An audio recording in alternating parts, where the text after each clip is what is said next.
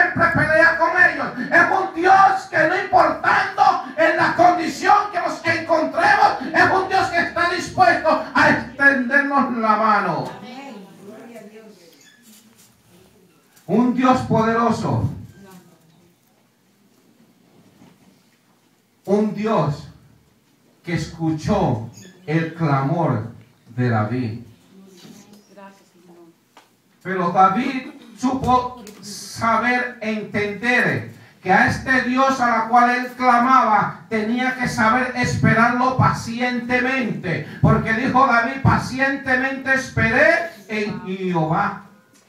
Pero la iglesia tiene algo en estos últimos días que tiene la desesperación y ha dejado la manera de saber esperar en Jehová. Yo quiero que Dios me hable ahora. Yo quiero que Dios me conteste ahora. Yo quiero que Dios me envíe ahora. Yo quiero que Dios cambie a mi hijo ahora. Yo quiero que Dios transforme a mi esposa o a mi esposo ahora. Pero desafortunadamente a Dios nosotros no lo manipulamos. A Dios nosotros no lo mandamos. Nosotros tenemos que saber esperar en Dios. Yes, amen, aleluya. Porque todo es en el tiempo de Dios. Todo es en el momento de Dios. Un Dios que sacó a un pueblo en la cual clamó. En el libro de Éxodo sabemos que dice a Moisés que escuchó el clamor de su pueblo. Y que a raíz de eso lo enviaba a Moisés para que lo sacara de esa esclavitud, para que lo dirigiera a su pueblo por el desierto. Es el mismo Dios que metió su mano en el pozo cenagoso donde nos encontramos en el pecado y en la inmundicia. Nos ha cambiado, nos ha transformado y ahora somos nuevas criaturas. Es el mismo Dios que los antepasados nuestros también le sirvieron. Y es el mismo Dios que todavía existe y existirá.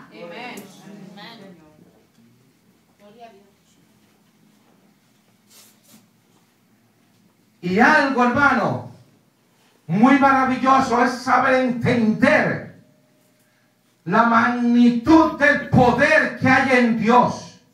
Saber entender y comprender que el Dios que nosotros conocemos y que conocieron nuestros antepasados es un Dios que siempre está allí para ti y para mí.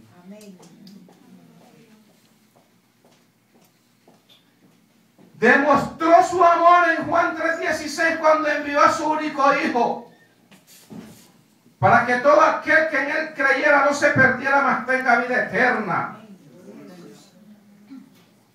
Ese es el Dios, iglesia, lo cual tú le levantas las manos. Ese es el Dios, iglesia, que cuando David escuchó que el filisteo Goliat estaba hablando en contra de ese Dios, se retrocedió, dio reversa a David y le dijo: no, no, no, no, no. Ese no es, tú no te puedes expresar así de mi Dios.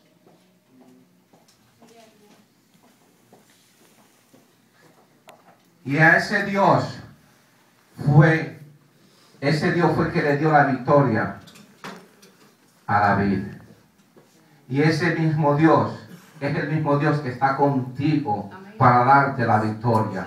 No importando en qué tú te encuentres, no importando en la condición que nos encontremos, no importando por lo que nosotros estemos pasando, Él está allí para podernos dar la victoria. Pero una vez más te digo, querido hermano, no es simplemente que nos hablen de Dios, es nosotros poder ir delante de Dios. Ir delante de Dios. Anteriormente no teníamos acceso, anteriormente no podíamos llegar delante de su presencia, pero cuando Jesucristo dijo: consumado es, se rasgó el manto y tiene ahora el pueblo acceso a ir delante de la presencia de Dios. Ya no tenemos que ir con el hombre para que los pecados sean perdonados. Ya no hay más sacrificio para que los pecados fueran lavados como en la antigüedad. No, ahora a través de ese sacrificio, de Jesucristo o de Cristo en la cruz del Calvario, tú y yo tenemos libertad de llegar delante de la presencia de Dios. Aquel Dios que mi abuelita me hablaba, aquel Dios que mi tatarabuela me hablaba, ese Dios ahora yo puedo ir delante de Él, no delante de los hombres. Porque se rasgó el pelo, hermano. Ya tú tienes libertad para llegar delante de Dios.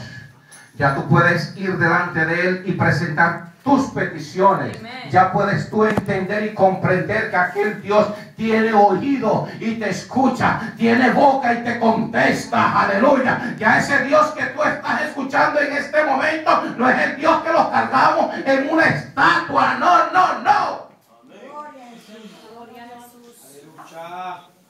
No. El Dios que nosotros le servimos es un Dios vivo.